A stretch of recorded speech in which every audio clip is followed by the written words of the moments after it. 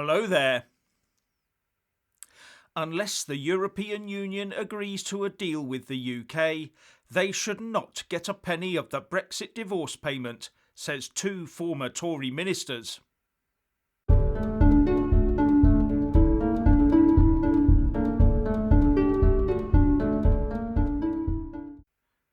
Firstly, please subscribe and like this video to give my channel a boost, and I'm always uploading new content, so please do check back daily. According to former Tory leader and Secretary of State for Work and Pensions, Sir Iain Duncan Smith, better known as IDS, and former Brexit Minister David Jones, the EU has not met its obligations to act in good faith in negotiating a post-Brexit trade deal, so shouldn't get another penny of the £39 billion Brexit divorce bill. This could also extend to the other provisions in the Withdrawal Agreement, which have been a growing concern to members of the Tory party Eurosceptic European Research Group, or ERG. And the two Tories argue that with no trade deal, the obligations in the Withdrawal Agreement should fall. There are worries that due to the pressures placed on the EU and eurozone economies by the rather unexpected ravages of the pandemic, the Withdrawal Agreement treaty could leave the way open for Brussels to demand billions from the UK to help rebuild the EU or even keep it afloat. This has led to a push from the Brexiteer Tories to get the Withdrawal Agreement opened up and remove any clauses that would lead huge payments, which some put as high as £160 billion, which the EU could take from us. But if a no-deal outcome led to these obligations falling, then the pressure is off the UK. Now, under the Withdrawal Agreement, both the EU and UK are under an obligation as follows. The Union and the United Kingdom shall use their best endeavours in good faith and in full respect of their respective legal orders, to take the necessary steps to negotiate expeditiously the agreements governing their future relationship referred to in the Political Declaration of the 17th of October 2019, and to conduct the relevant procedures for the ratification or conclusion of those agreements, with a view to ensuring that those agreements apply to the extent possible as from the end of the transition period. And in the non-binding political declaration, it says of the future relationship, it must also ensure the sovereignty of the United Kingdom and the protection of its internal market. And also on defence that the partnership will respect the sovereignty of the United Kingdom and the autonomy of the Union. While on crisis management missions and operations, both civilian and military, it says, such an agreement would be without prejudice to the decision-making autonomy of the Union or the sovereignty of the United Kingdom, and the United Kingdom will maintain the right to determine how it would respond to any invitation or option to participate in operations or missions. So it seems quite clear to me that UK sovereignty is key in all of this.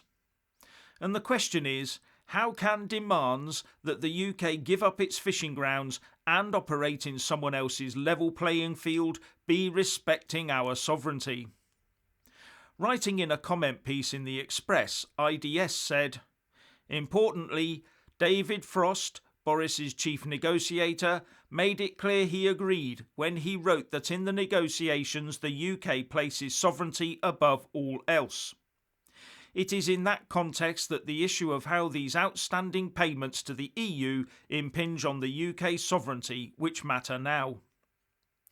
And on this, fellow Tory David Jones said, there is no doubt in my mind that the EU has not acted in good faith or respected UK sovereignty, as can be seen with the completely unreasonable demands on access to fishing waters and the level playing field provisions.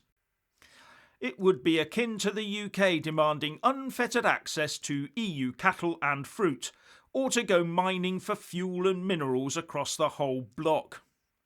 And David Jones continued, so in my mind, there is no doubt that under international law, the UK would no longer be bound by the terms of the Withdrawal Agreement.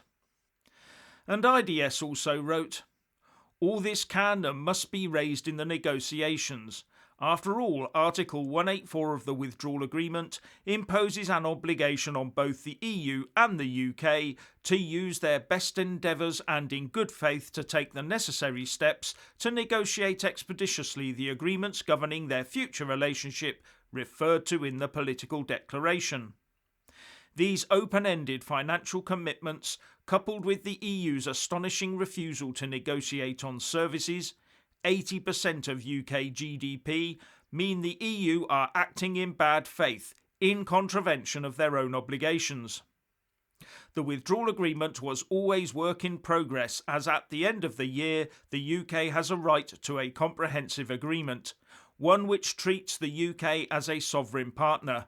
A failure to observe this must lead to a rejection of the withdrawal agreement." And ultimately, he said, "A failure to observe this must lead to a rejection of the withdrawal agreement." Now that would be good news. Fully free, no financial obligations and no worries.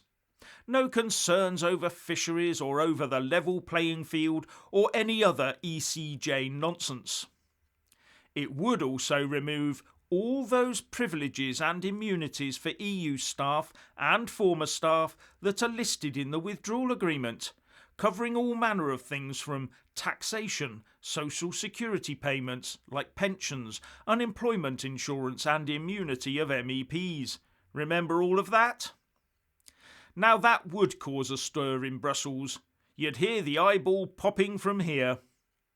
And on top of this, Number 10 says that Brexit independence over fishing will be respected. That deal or no deal, the UK's status as a sovereign coastal nation will be respected. With Boris Johnson's official spokesperson saying, "We will ensure whatever agreement we reach with the EU on fishing rights, or indeed if we are unable to reach one, we will make sure our status as an independent coastal state is properly respected." And that is part of regaining our true sovereignty, and something the EU must respect if it is to comply properly with the Withdrawal Agreement Treaty and the Political Declaration. But this is all much easier said than done. It would potentially tie us up in the courts for years to come, as Brussels would be forced to take the UK to an international court to test its case, if the UK were to declare the withdrawal agreement null and void. All very time-consuming and expensive. Much better, easier, cheaper and neater to agree a nice little trade deal with the UK that respects not just the EU single market, but also the full sovereignty and independence of the UK. After all, that's exactly what's required of any agreement between the EU and UK as laid down in those exit documents. And it also says that both sides should work towards it happening by the 31st of December. It's not the UK that tried to slow everything down at the beginning of the year to force a 1 or 2 year Brexit implementation period extension, was it? No, that was Brussels, egged on by our own in-house UK Remain campaigners. The UK just wanted to get on with it. So not much good faith there either from the EU side, it seems. Anyway, if you want to hear more from me, please don't forget to subscribe and also press that little bell, or you won't get any notifications. And if you want to see more of me, buy a mug with my mug on it. So what do you think about all of this? Please share and comment, and thank you for watching.